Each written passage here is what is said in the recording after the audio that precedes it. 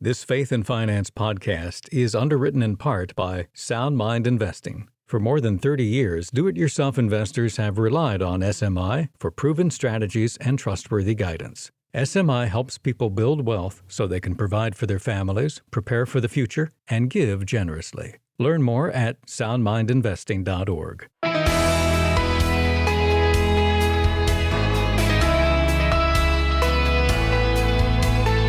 So teach us to number our days that we may get a heart of wisdom. Psalm 90, verse 12. Hi, I'm Rob West. If you're a few years from retirement and your savings aren't quite where you want them, you might feel like you've run out of time. But maybe you don't need a time machine to solve the problem. Today, Matt Bell joins us with some encouraging words about beefing up retirement savings. And then it's on to your calls at 800-525-7000. That's 800-525-7000. This is Faith and Finance, biblical wisdom for your financial decisions. Well, Matt Bell is managing editor at Sound Mind Investing and underwriter of this program. He and his team provide a wealth of biblically grounded wisdom on investing and financial stewardship. And Matt, it's great to have you back with us. Rob, great to be with you. Matt, as people near retirement, one question seems to weigh heavily on their minds, and that is, have I saved enough? Would you agree with that? Yeah, absolutely. Even people who have saved quite a bit for retirement often wonder if they have enough. There's just a lot of uncertainty related to retirement, Rob, especially healthcare-related uncertainty. And that leaves a lot of people wondering if they're going to be okay financially. Of course, as you near retirement and you believe you truly have not saved enough, you can't turn the clock back 30 years and change your savings rate. But all is not lost. A few years ago, there was an interesting study on this topic that came to a remarkable conclusion. For some people nearing retirement, working longer, even a little bit longer than planned, could have the same benefit as having saved a higher percentage of income over the last 3 decades of their careers. Well, that seems to challenge everything people value about compound earnings. Which study was that, and share more about what it showed? Sure. Back in 2018, Stanford economist John Chauvin and some of his former students, they issued a headline-grabbing report titled The Power of Working Longer. The key takeaway from their research was this: delaying retirement by 3 to 6 months, just 3 to 6 months, has the same impact on the retirement standard of living as saving an additional 1 percentage point of income for 30 years. That's pretty amazing. Yeah. And for anyone nearing retirement with the fear that they haven't saved enough, it came as a big relief. A few more months of work seemed like a small price to pay to make up for decades of undersaving. However, Rob, as with any research, the output is only as good as the input, and to understand the results of this study, you have to know what assumptions went into it. In this case, that takes a little bit of the shine off the study's overarching finding, but there are still some important and encouraging implications for those nearing their intended retirement date, fearing that they don't have enough savings. So what are the key assumptions, Matt, behind this study? Yeah, the study was designed to run a theoretical worker we'll call John, and it used the following key assumptions. John began saving for retirement a little bit on the late side, age 36. He contributed 6% of his pay and received another 3% from his employer for a total of 9%. He plans to retire at age 66, which for Social Security purposes is his full retirement age. He plans to claim Social Security at the beginning of his retirement, and he plans to use all of his retirement savings to purchase an inflation-indexed annuity. So why did delaying retirement have such a significant impact in their model? There were 2 main reasons. First and foremost was the higher Social Security benefit he would receive by waiting, even just a few months. Yeah. And the second big factor was the higher annuity income he would get by waiting. The older you are, as you know, when buying an annuity, the more monthly benefit you can buy with the same amount of money. Yeah, that's helpful. Matt, in your estimation, how do those assumptions, though, hold up against reality? Yeah, that's an important question. I mean, the assumptions the researchers made for their theoretical worker, you might be really different than those of someone who's listening to this conversation. For example, you might have a higher or lower income than John. You might have started saving for retirement earlier or later. The performance of your retirement portfolio may be better or worse than John's. You may be planning to retire at a younger or older age. There are just a lot of differences that could be seen here. You might be planning to claim Social Security benefits earlier or later. And you might not be planning to use all of your retirement savings to purchase an annuity, which, by the way, we wouldn't even recommend doing that. And lastly, Rob, an inflation-indexed annuity, they're just no longer available. Yeah, that's helpful. Well, Matt, after this break, we're going to continue to unpack this because this is, of course, an issue that's on the minds of a lot of our listeners who may find themselves in that position. They feel like they're behind and they just don't know if they'll ever be able to catch up. We can unpack the effects of Social Security on this, the emotional or relational downsides to working longer that people should keep in mind. Also, how do you approach this as a married couple and thinking through all the implications? A great topic today. Matt Bell is here. He's managing editor at Sound Mind Investing. You can learn more at soundmindinvesting.org. Back after this break. Stick around.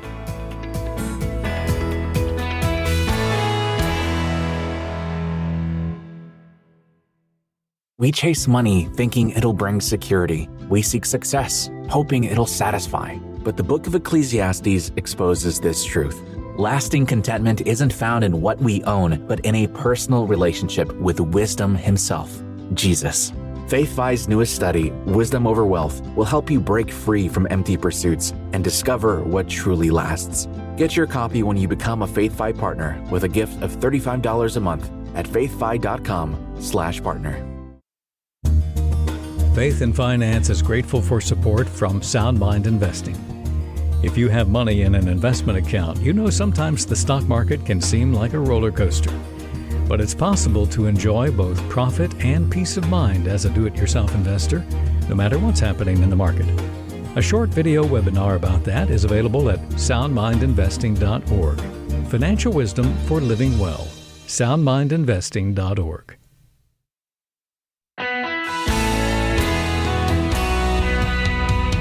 Great to have you with us today on Faith and Finance. With me today, my friend Matt Bell. He's managing editor at Sound Mind Investing. We're talking about an article that was in their recent Sound Mind Investing newsletter. It's titled Retirement Preparedness: What a Difference a Little Time Can Make. You'll find it at soundmindinvesting.org. Again, it's a free read at soundmindinvesting.org. Now, Matt, before the break, we were talking about this really significant study that you were referring to. And for listeners who perhaps are just joining us, recap the study quickly and then the practical takeaway. Sure, Rob. So if you're nearing retirement and are concerned you may not have saved enough for retirement, which is a really, really common regret, really, of older people. They wish they had saved more for their later years. And if you're planning to claim Social Security benefits before age 70, which is when benefits are at their highest possible amount, working longer, even a little bit longer, could meaningfully increase your monthly retirement income. Yeah, that's really helpful. Now, let's get a little bit more specific here. You mentioned before the break Social Security and its impact. How much of a difference can delaying Social Security make? Yeah, for each month that you delay claiming Social Security benefits past your full retirement age, your monthly benefit amount increases by 0.2% or 8% per year.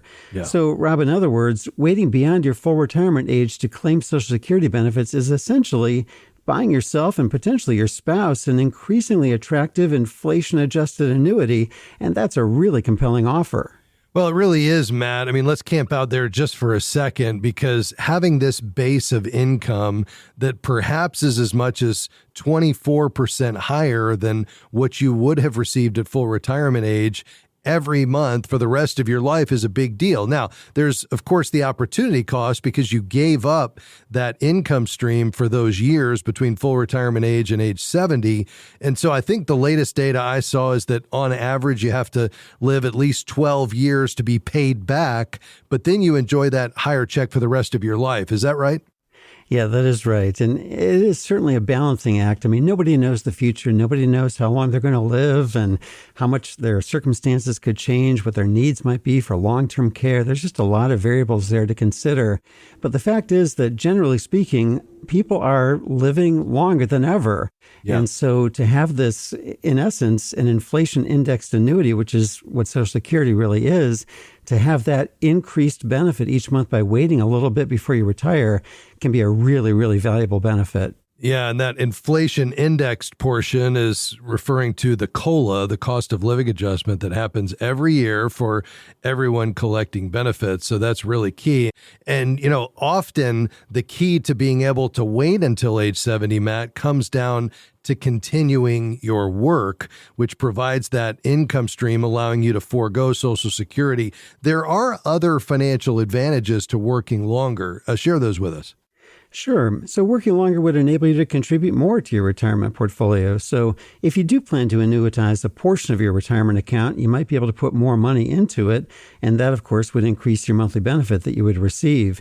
And of course, waiting will shorten the amount of time you spend in retirement as well. So that means your savings won't have to stretch quite as far. Well, I think the other key here from a biblical worldview is understanding we were created to be workers, right? God is a worker. We're a worker. He creates out of nothing. We create out of his creation. But there's something to be said about even the health benefits of continuing your work, isn't there? That's absolutely right. I mean, retirement can be a jarring experience where people lose that social connection and that rhythm of going to the office. And there's just many things we take for granted in our jobs that when we leave our jobs, it sometimes can be really jarring for people and people can find themselves lost. So there can be multiple benefits by staying on the job a bit longer. Yeah, that's helpful. Now, Matt, if someone is considering whether to delay retirement, what steps do you recommend? Yeah, I'd recommend customizing this to your own situation and your own circumstances. So that means running some numbers to see what the impact would be for you. You can go to the Social Security Administration's website and see how your benefit amount would change based on when you start claiming benefits. Do some what-if planning using the tool on that site. And then several brokers like Fidelity and Schwab, if you plan to use some of your retirement savings to purchase an annuity, they have annuity estimators on their sites where you can see how much more monthly benefit you could buy with various purchase amounts. Yeah, that's really helpful. All right, we talked about the upsides of continuing your work. Are there any emotional or relational downsides to working longer that people should keep in mind? Yeah, there certainly can be. I mean, there are so many factors that go into the decision of when to retire. I mean, it could be that someone pretty typically would be looking forward to a particular retirement date for a long time, and they were looking forward to perhaps spending more time with their adult children or grandkids. So it might be really tough to switch gears and all of a sudden come to realize that they're going to need to stay on the job a bit longer. So you have to consider the financial factors, but also these, as you said, Rob, more emotional or relational factors as well. Yeah. Now, of course, as husband and wife, we need to do a better job, at least just based on the calls I get on this program, of really talking through our retirement plans and the timing and the implications on that as a couple well in advance. So what would you counsel Christian couples in terms of how they approach this decision to delay retirement when perhaps one spouse wants to and the other doesn't? Yeah, well, prayer is always a good first response. So, go to the Lord together, asking for wisdom, asking for unity in the decision with your spouse. Oftentimes, over the years, one spouse might tend to take more control of the finances than the other, but really, this is one of the most crucial decisions you will make as a couple, and so really important to be on the same page. So it's important for both spouses to understand what is their actual financial situation and what are the implications so that they both really make clear-eyed decisions and really own the decisions. Are they willing to retire on the schedule they had intended to follow, even if it might mean a somewhat lower standard of living than they had hoped for? Or would they together prefer to have more income? So, even if that means one or both of them continuing to stay on the job a bit longer. Yeah. My mentor, Ron Blue, I know a mutual friend, Matt, of ours, he likes to tell the story about when he was preparing for retirement, his wife, Judy, came to him and said, "Now remember, Ron, I married you for better or worse, but not for lunch." And she was, it was a little tongue-in-cheek, perhaps, but, I think this idea of open and honest communication, being prepared for this season of life and being on the same page as a couple is really key. Now, Matt, of course, when we're talking about preparing for retirement, it really all comes down to funding the lifestyle. What would you say is a good rule of thumb as folks prepare and try to figure out what their retirement budget could be or will be? What is the percentage of their pre-retirement income they should use as an estimate? I've seen numbers, around 70 to 80%. Is that realistic? Yeah, it can be, but I think it's much more beneficial to actually run some specific numbers for your situation. I mean, there will be some expenses you won't have in retirement. You won't be contributing to your retirement accounts anymore. Perhaps money you were spending on your kids will change. By the same token, there could be increases. Perhaps you both want to travel more. And so I think it's most helpful to really run numbers for your specific situation and create a post-retirement budget together. That's so helpful. Matt, this has been so good. I really appreciate your time, my friend. Thanks for stopping by. Rob, great to be with you. That's Matt Bell, managing editor at Sound Mind Investing. If you'd like to take a deeper dive into this topic, be sure to read their article, Retirement Preparedness: What a Difference a Little Time Can Make. You'll find it at soundmindinvesting.org. That's soundmindinvesting.org. Back with your questions after this. 800-525-7000. That's 800-525-7000. And if you prefer not to call, keep in mind, you can always send us an email at askrob@faithfi.com.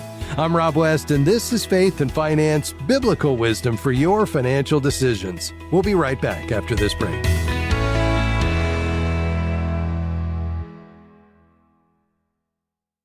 We are grateful for support from Crossmark Global Investments. They are a faith-based firm with a goal of offering values-based investments to help align financial choices and faith, ensuring a portfolio that reflects what matters most. Crossmark does this through investment solutions that span the capital market spectrum, from large cap to small cap strategies, including equity, fixed income, and balanced strategies. They are led by industry veteran Bob Dahl, CFA, a regular guest on the Faith and Finance program. More information is available at crossmarkglobal.com. Have you ever wondered where your money goes when you deposit it in a bank? Christian Community Credit Union believes in helping advance God's kingdom through everyday financial transactions. For over 67 years, they have provided values-aligned banking solutions to thousands of Christians and ministries. Consider Christian Community Credit Union as your banking institution by visiting joinchristiancommunity.com. Membership eligibility required. Each account is insured up to $250,000. This institution is not federally insured.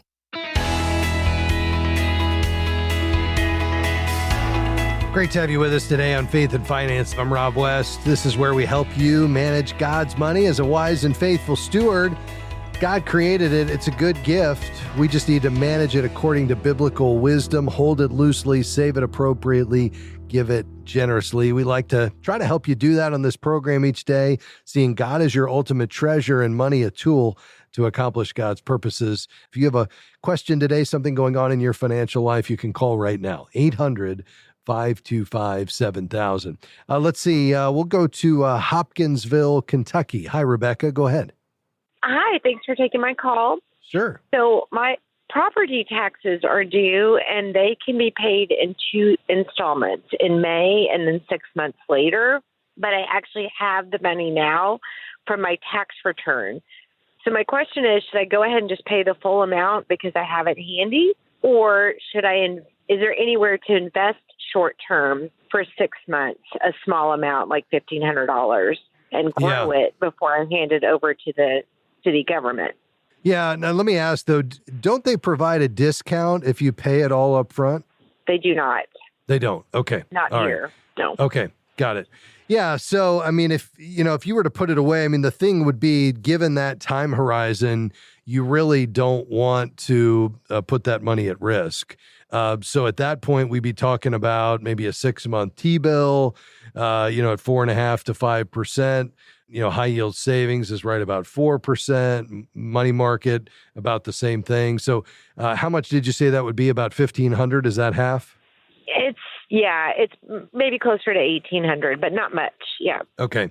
Yeah. So, I mean, we're talking probably $70, over that year, but you're only talking potentially 6 months of that. So, I mean, it's really not a whole lot of money.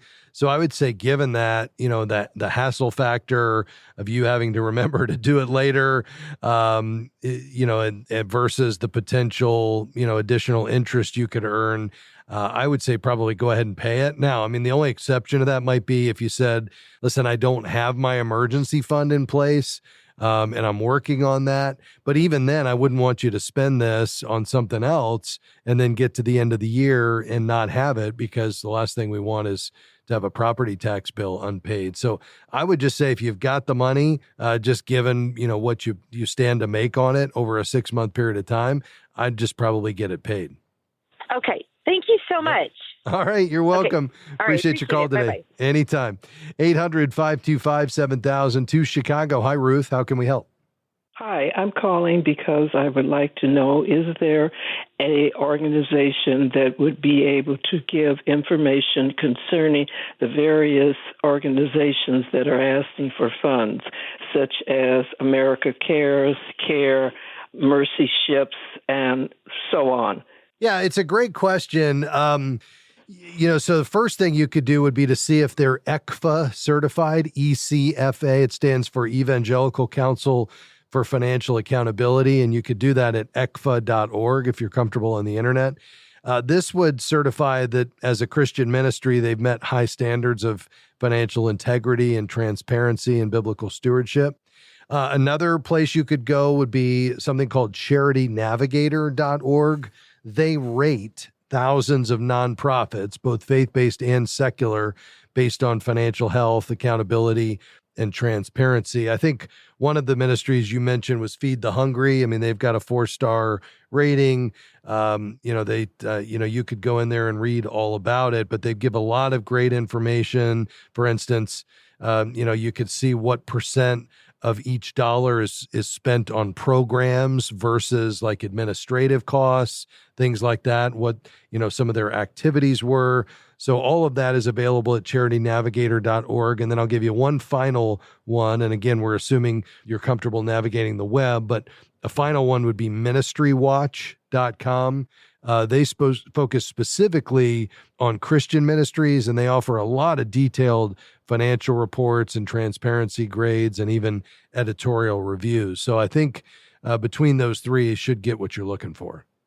Unfortunately, I am not able to navigate the internet. I have to go, I was hoping that it would be someplace that I could write to or that I could call.